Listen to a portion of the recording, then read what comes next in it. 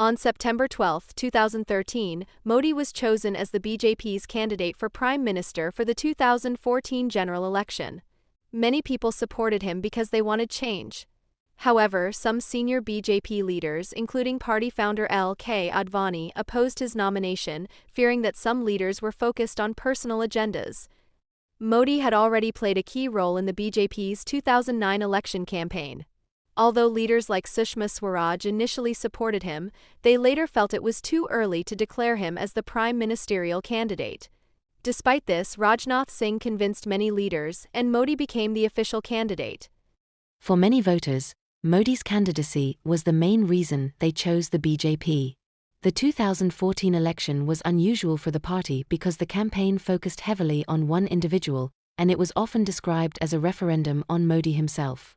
During the campaign, Modi focused on corruption under the previous Congress government and highlighted his record of economic growth in Gujarat.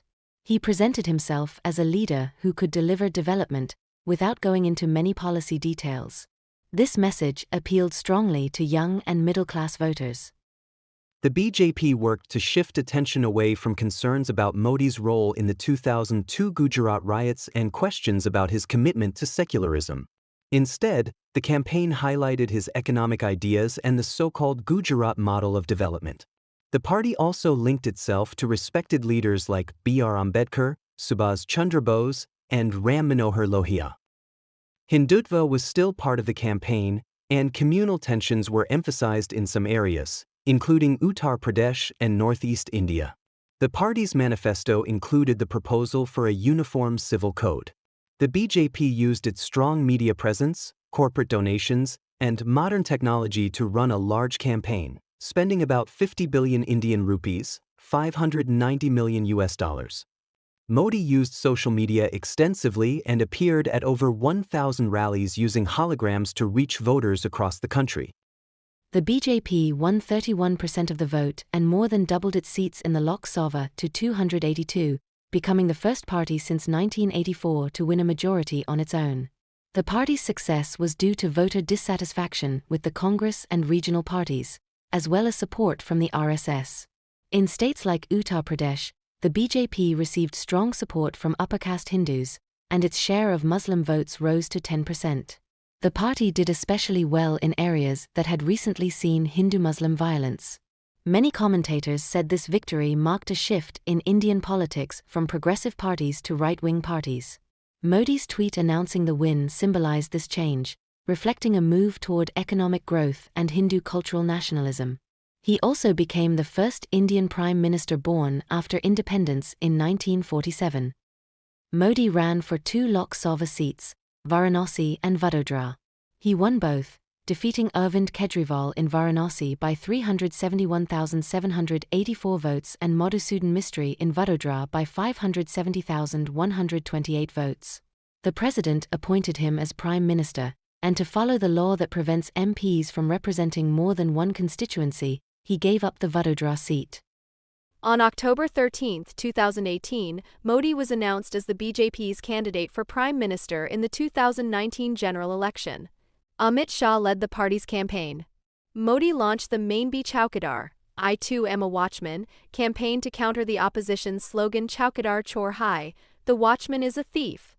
In 2018, the Telugu Desam party left the NDA because of a disagreement over special status for Andhra Pradesh. During the campaign, the opposition raised allegations about the Rafale deal, while Modi focused on national security, defense, development, and foreign relations, highlighting achievements like the Pulwama attack response and the Balakot airstrike. Modi contested Varanasi and won by 479,505 votes, and the NDA won 353 seats in total, with the BJP alone taking 303. He was reappointed prime minister. For the 2024 election, Modi was again the BJP's candidate. He launched the Modi Ki Guarantee campaign, and the NDA won 292 seats, with the BJP winning 240. Modi won Varanasi for the third time, though with a smaller margin. He thanked voters for supporting his government for the third consecutive term.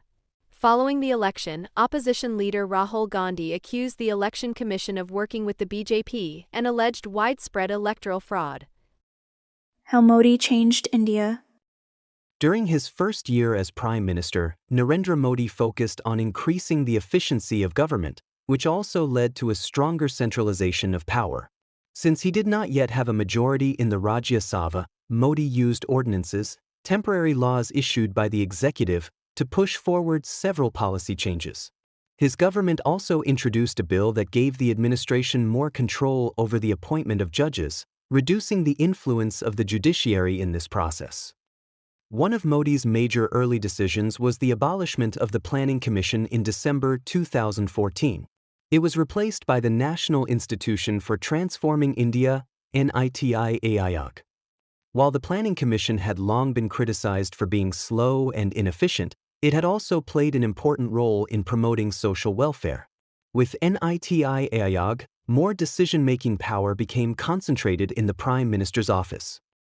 Another controversial move during Modi's first year was the launch of investigations into several civil society and international non-governmental organizations. Groups such as Médecins Sans Frontières, the Sierra Club and Avaz were accused of slowing economic growth. Critics describe these investigations as a political witch hunt. In addition, charges under sedition and anti-terrorism laws were used against some individuals who spoke against the government.